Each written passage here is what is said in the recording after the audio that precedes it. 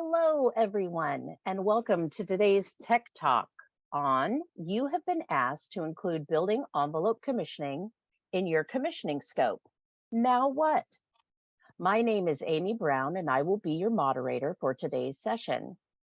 Please note that throughout the Tech Talk, all phone lines will be muted.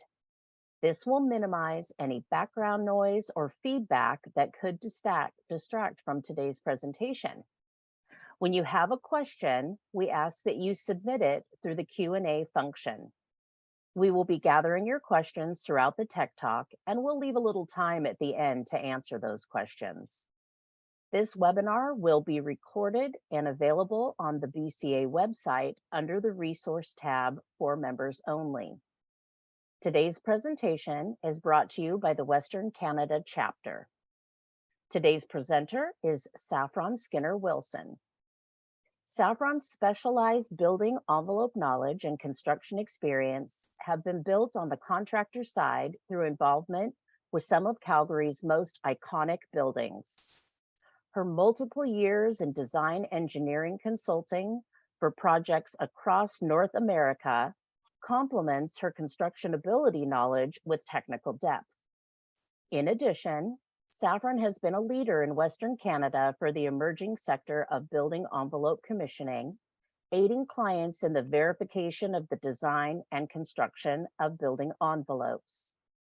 Through this focus, she has completed presentations for national and international audiences, is president-elect for the Western Canadian chapter of the Building Commissioning Association, and was honored to be named a recipient of the BCA's 20 Under 40 Award. Welcome, Saffron. Thanks, Amy. And I really like how you actually made modifications to the title of my presentation. I stand by, that would have been just too much text to put in a title, but it sounded much better how you put it. Far more off the cuff is mine. Yours was much more formal. But yeah, thanks everyone. I appreciate you joining. As mentioned, I'm Saffron Skinner-Wilson. I'm an associate here at MTA Architecture in Calgary, Alberta, Canada. I'm the associate leading the building envelope group here. And my role sometimes is building envelope commissioning, sometimes building envelope design. It just really depends on the contract that has been awarded to us on any given project. So it puts me in a really unique position to be able to understand the real delineation between both of those scopes and to be forced in a lot of ways to communicate that delineation as well as the collaboration aspect of each of those individual scopes with the parties around the table on any project. A question that I get asked a lot is, from the commissioning process providers, you've been asked to include building envelope commissioning in your proposals and you don't really know what that means. So now what? I actually gave a very similar presentation back in October of last year where we deep dived into collaboration between the commissioning process provider and the building envelope commissioning process provider. Today will be a much more shallow dive of just the base understanding of what we do, how to work with us, how to collaborate with us, and what to expect when you engage us on a project. So first, we're just defining the building envelope. What we do, in short, is we keep the outside out and the inside in. Or for instances, if we have interior conditions that are differentially conditioned, so you have a pool, for example, on one side of a wall and a hallway on another, the building envelope is this series of assembly that actually creates the separation of those spaces. So we incorporate, physics, hydrology, thermodynamics. We incorporate material properties, meteorology, construction technology, design, and engineering analysis to really evaluate how to maintain the 4 primary barriers in any envelopes. That is air, vapor, moisture, and thermal barriers. Each one of these has to be maintained in continuity around the entirety of the envelope so that we actually do create that division between exterior space and interior conditioned space. So starting with the air barrier, it is exactly what it sounds. It is keeping air from crossing across that series of assemblies or materials which make up the air barrier. This keeps out particulate, it keeps out cold air. We're up in Calgary in Alberta, so for those of you who are not familiar, it gets cold up here and we don't want to have the free flow of air across the membranes, bringing that -30 degree air into our homes. Another critical aspect of the air barrier actually is the fact that a pinprick deficiency in the air barrier will carry across an order of magnitude more vapor across that assembly and across that barrier than the force of vapor diffusion alone. So again, the integrity of the air barrier is of utmost importance so that we maintain the division of vapor as well. So kind of leading into that next step then be the vapor barrier, which is stopping the flow of vapor diffusion, so gaseous moisture from crossing the barrier that has been developed in the envelope. We know that vapor exists at all times in all locations around us. We instinctively know that it will higher humidity locations like near the equator, near an ocean. Those will have a higher carrying capacity of moisture in the air, so a higher relative humidity. Whereas in Calgary, it's very dry, it's very arid. And so we actually have a very low carrying capacity of moisture in our air here. But other factors that affect the vapor carrying capacity of the air would be the temperature itself. So not only is Calgary fairly arid, it is more so arid in the wintertime when our temperatures drop significantly and we have a low relative humidity, a low carrying capacity in the air. Where this comes into play for the envelope is if you have moisture carried in the air and it hits a surface which is below the dew point, which effectively drops below the carrying capacity of that air, you'll form condensation. And so that would be when we have, moisture forming on the inside of a home, for example, that doesn't have an adequate vapor barrier, air barrier, thermal barrier, and you're getting that condensation on the interior surface. The next barrier we look at is the moisture barrier. So that's for liquid moisture. We think precipitation, snow, rain.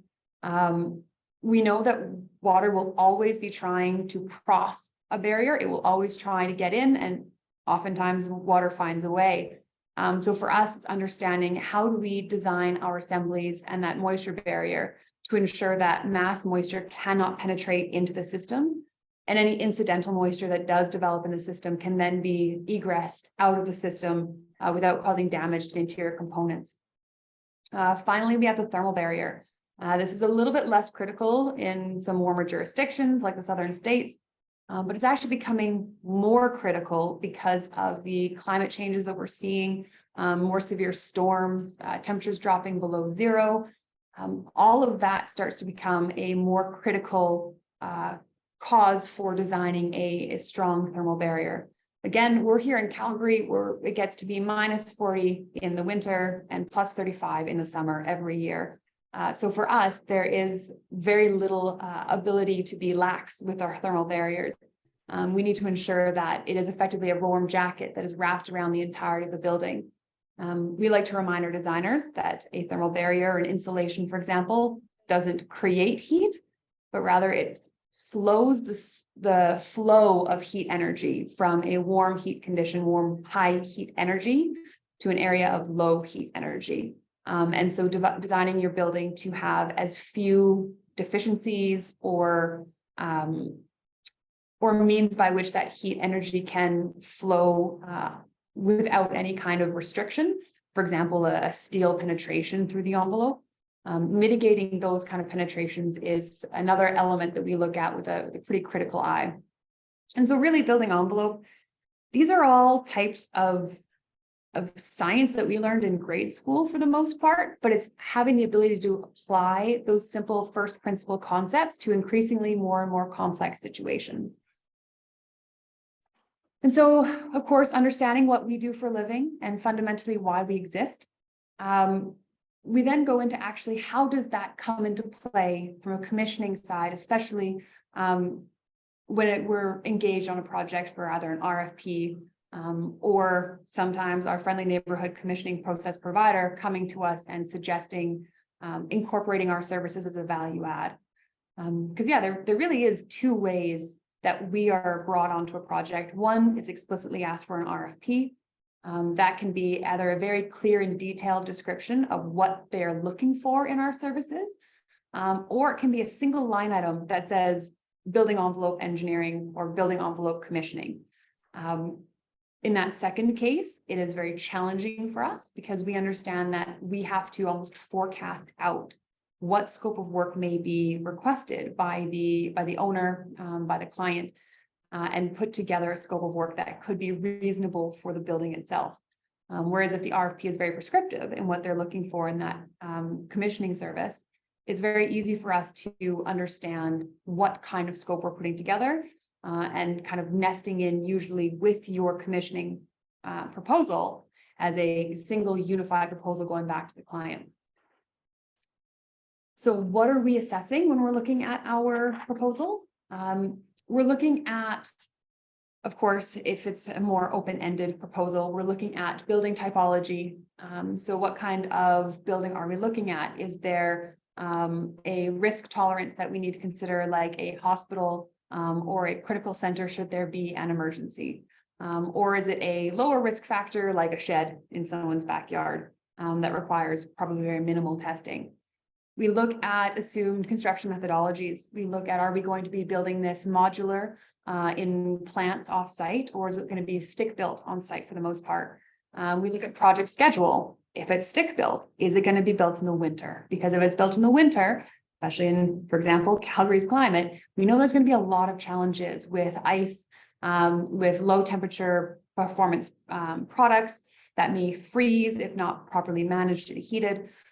So understanding where is the risk going to come into play from an envelope installation standpoint, and how can we act on behalf of the client to provide them the risk mitigation that is best suited for the project as is currently outlined. We look to the floor plate, the size of buildings, the numbers of buildings, but that actually doesn't inform us as much as to understand, well, how many site visits might we take to ensure we have coverage of the construction of the project.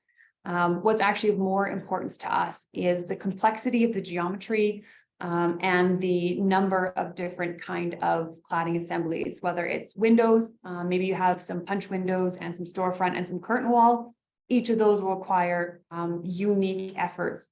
Whereas if you just have one single glass building around the entirety of your entire building, let's say it's an office tower, you'll only really have to do the thought process for one assembly and then roll that out over the length of the project. We look at if there's any known authorities having jurisdiction requirements. For example, in Alberta, there is some very rarely included in the RFP, but referenced in kind of small text somewhere. The Alberta infrastructure requirements for building envelope commissioning is actually very prescriptive. So understanding to go digging into the authorities having jurisdiction requirements, and then to be able to include all of those items and capture it all in the RFP, even if the RFP itself doesn't necessarily request it explicitly. Part of how we have this discussion with the commissioning process provider we're working with is understanding if you have any insights to the project, if you have any insights to what the client is asking, if you've worked with the client before, or on the flip side, if we've worked with the client before and we understand that maybe it's a more risk adverse client and we can help kind of guide you on your proposals as well. It's open dialogue and open communication so that both parties are on the same page. And then the document we put forward from a pricing perspective, a proposal or quote, is one that both of us feel comfortable standing behind. So looking at the actual scope, once we've done an assessment of what the schedule is, the building is, the typology, the size, we look at the typical service offerings that we can provide to the client. A lot of these are actually very similar to the mechanical electrical ones. They just have a building envelope tilt to them. For example, the pre-design meetings, you also have a pre-design meeting, but we focus a lot more on how the envelope is going to be evaluated, designed, what key details we'd be looking for.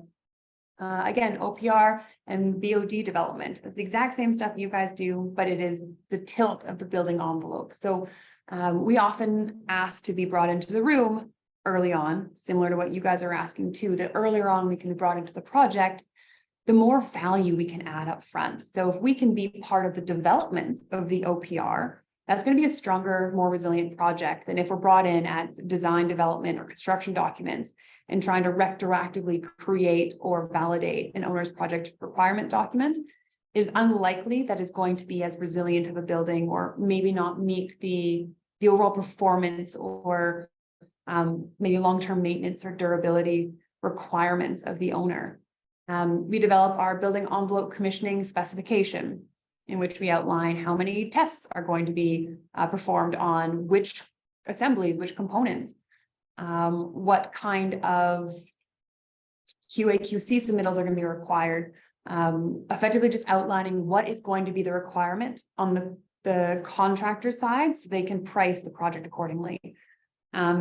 Building envelope commissioning plan, effectively, how are we going to commission this building? Who has what roles? What are the key personnel? Effectively, again, it's a manual so that all parties have an understanding of what we are going to do and what the process and the project team as a whole is responsible to complete to state that we have in fact commissioned the building from a building envelope perspective. Construction phase, again, very similar to you guys, pre-construction meetings, submittal reviews, RFIs, site visit reviews, field testing, performance mock-ups, field checklists.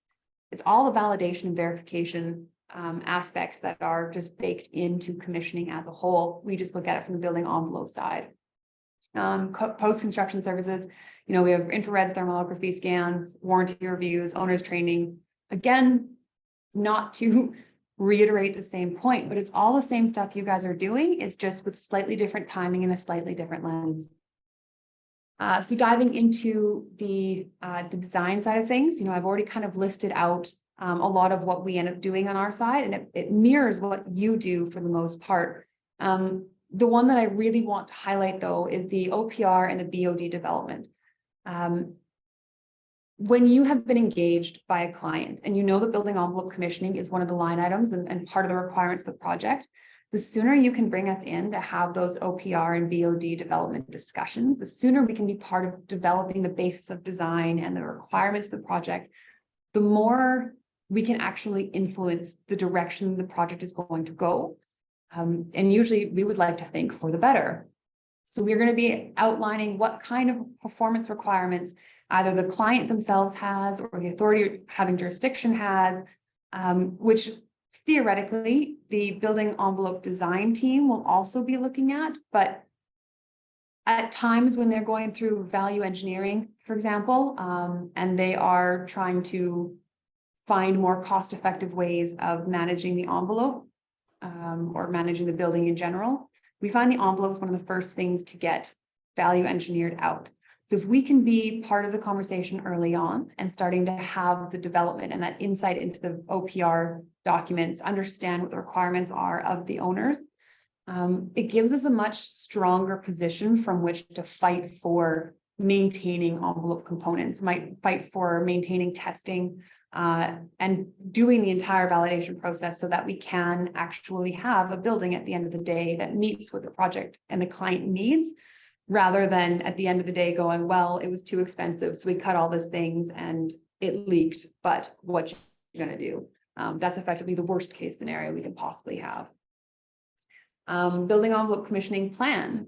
Again, this is the document that if you're ever wondering, what does the building envelope commissioning process look like? This document will walk you through everything. It will walk you through why are we here? What are we doing? Why do we care about the validation of the building envelope? Who are the key players? The commissioning process provider will be included in that list of key players. What is everyone's roles and responsibilities? Again, there will probably be some building commissioning process provider responsibilities that will all be outlined in the document. It should be communicated to you as well by the building envelope commissioning process provider, but this document will be your go-to to understand what we are thinking at any point in time, what we are needing to undertake on a project. Jump into construction. This is actually where a lot of the mechanical, electrical commissioning and the building envelope commissioning kind of deviate in timelines. We have the pre-construction meeting, which actually tends to be a little bit into construction because the structure will go up first. And then the building envelope typically starts after that. We might have some waterproofing in advance, but most of the above grade work doesn't start until the structure is well underway. And then we have submittal reviews, RFIs. Again, that will be very front end loaded to when the structure has gone up and the envelope is starting to kick off. We do our field reviews and our field testing. much earlier in the construction process than kind of the systems mechanical electrical verification. We tend to want to test at about 15, 30, 60% of construction. That way, any deficiencies that have been baked in either by the design didn't, for whatever reason, take into account some of the constraints on site, or the contractor may be misunderstanding the drawings, or there may be just a miscommunication in interpretation of the drawings, and it creates a deficiency. We would rather catch that deficiency early on in the construction process rather than at 75, 80% when most of the building is already as built completed from a construction standpoint. We'd have to go back and retroactively fix all those deficiencies. So for testing, we actually have a ton of testing we can do, and they kind of fall into two categories: qualitative and quantitative. So qualitative is asking a yes/no question. Is there air or water penetrating through the building envelope? Yes or no. Whereas quantitative is a measured actual numerical value that is tested, typically to see if a assembly or a building is compliant with either the OPR, the authority having jurisdiction, or any other requirements that may be imposed on a building based on maybe certifications they're trying to go for passive house, for example. So a lot of, qualitative tests, for example, we have the top two on the screen. We have AMA 501, which is the calibrated nozzle water testing of glazing. It is effectively just a hose that is calibrated to a certain flow of water, and you spray that water around the perimeter of a fenestration, a window or a door, for about 5 minutes at a time, and you see if a mass water event, so a major precipitation event, for example, would create a risk of moisture ingress on the interior.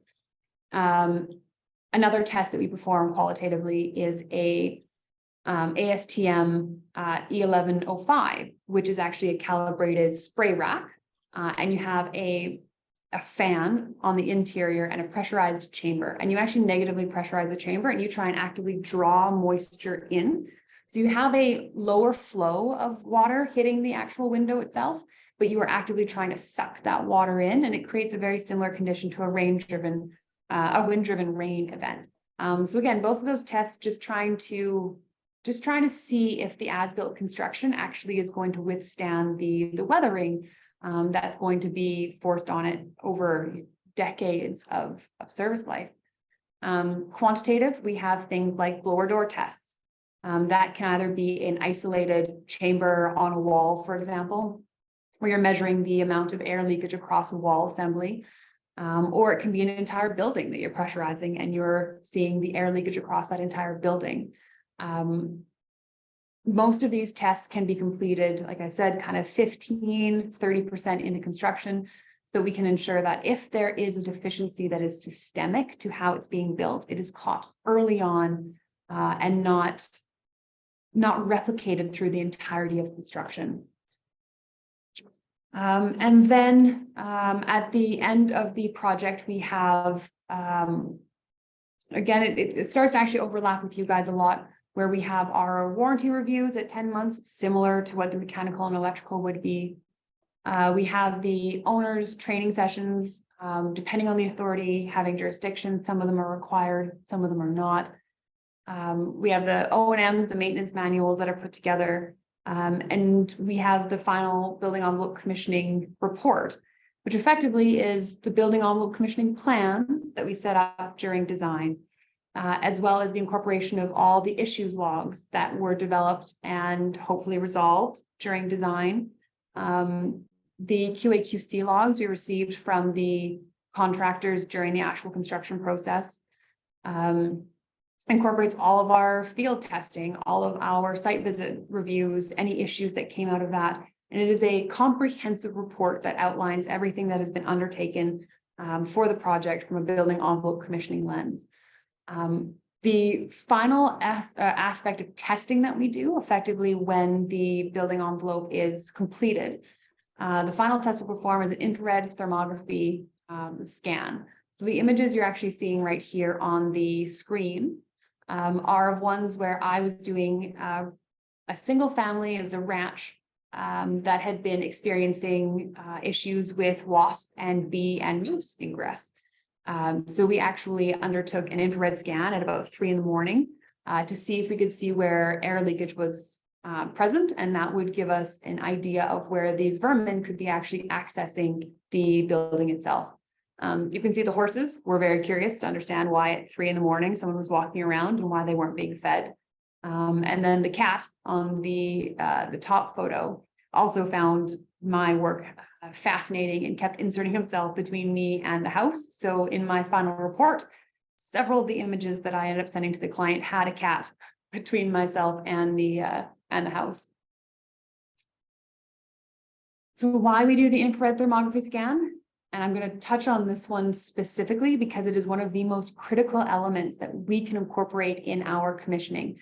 So if we receive a proposal that is not well outlined, that doesn't explain what specific scopes of work the client is looking for from building envelope commissioning, one of the tests that we will always be suggesting and strongly recommending is an infrared thermal scan. This is performed at the completion of construction when the HVAC system is operational and we can positively or negatively pressurize the building. The entire building envelope at this point in time is required to be completed because we are specifically looking for deficiencies in the thermal barrier and the air barrier. And so what we do is we actually take, preferably on a cold night or in a warmer jurisdiction right before sunrise, we will go and we will actually positively and negatively pressurize the building and take infrared photos of effectively the thermal emissivity of the entire building or component that you're looking at. We look for air leaks or for discontinuities in the thermal barrier. These will actually appear different under different pressurizations. So if you have a positively pressurized building, which is actually what you're seeing on the screen here, and you have a bright spot, that can be heat through air movement that is being lost and pumped out of the building. So that's what we're seeing here actually on the soffit of this window bump out. There was just building paper missing and you could see the air free flowing through the void in the envelope. Whereas if this was and then when it's negatively pressurized, air is actually pulled into the building and that condition would be seen as a ambient air temperature condition because we would have no warm air actually leaving the building. It would all be sucked in and you'd be able to see that difference in images as a deficiency in the air barrier. If this was a deficiency in the thermal barrier, the positive and negative pressurization images would actually look the same because you would not be changing the conductive heat loss. For example, the steel beam, you're going to lose the same amount of heat through conduction, whether the building is positively or negatively pressurized, you're just going to have that heat moving along the beam. And so it is this thermal imaging and this thermal imaging report that we put together that most clearly provides context for the contractor for location of deficiencies and the owner on the verification and validation of, is the building what you had wanted, what you signed up for, what you expected. So this is one of the elements that we feel most strongly about including at the very end of a project to ensure that verification stage is in fact completed. That was a really fast attempt at trying to fit building envelope consulting and commissioning into 30 minutes. I know we started a little bit late and I was trying not to draw on too long. So my apologies if I talk too fast. I've been told that that's an issue I sometimes have.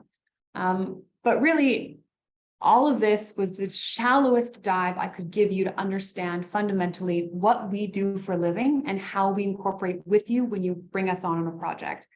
If you ever want to deep dive further into building envelope commissioning, there's a bunch of resources available to you. There's the NIBS guideline. This is the, blanked there for a moment. The NIBS is the guideline that we most often reference for a building commissioning project, especially one that doesn't necessarily have an outline in the proposal. The NIBS is almost your go-to standard document to understand what is most often included in a building envelope commissioning project. Your CSA guideline is the Canadian version of you don't have any description. No one knows what you need to do. What does a CSA guideline tell you to do as a starting point? You have a couple ASDM standards. You have ASDM E2947 and 2813. They're the guide and the practice. They're supposed to be read in conjunction with each other. The guide is just that. It is a guide, not a rules. It gives you an understanding of what elements you might be able to incorporate into a building envelope commissioning process, whereas the actual practice outlines for each of the components what must be required to effectively have stated that you've undertaken that element of building envelope commissioning. The BECx website actually has great resources. This year, the current president is a building envelope specialist, and the upcoming president is also a building envelope specialist. And so the resources there are under development. They are being more outlined so that there is more resources available to those of us practicing in this specialty. And then, of course, you can always reach out to your building envelope commissioning provider. We love to talk about this stuff. There's a reason we're falling into it. As you saw, I was able to talk very quickly about a large, broad subject range because it's just genuinely what I love to do. And I know I speak for the industry when I say we want to share this information. We want to be at the table. We want to be part of these conversations. So if you have any questions, reach out to us, and we are more than happy to take time out of our day and run through it with you. Oh, Amy, how are we doing? We are doing great. I do not see any questions. Let me see if anybody is typing any at the moment. I would say if you do have some questions, you could send them along to info@bcxa.org, and we would be happy to field those to a building envelope professional, perhaps in your area, so you could get it very specific to your region. If you don't have any other questions, I guess I would just like to say thank you so much, Saffron, for your time and your expertise. And on behalf of the BCA, I would like to thank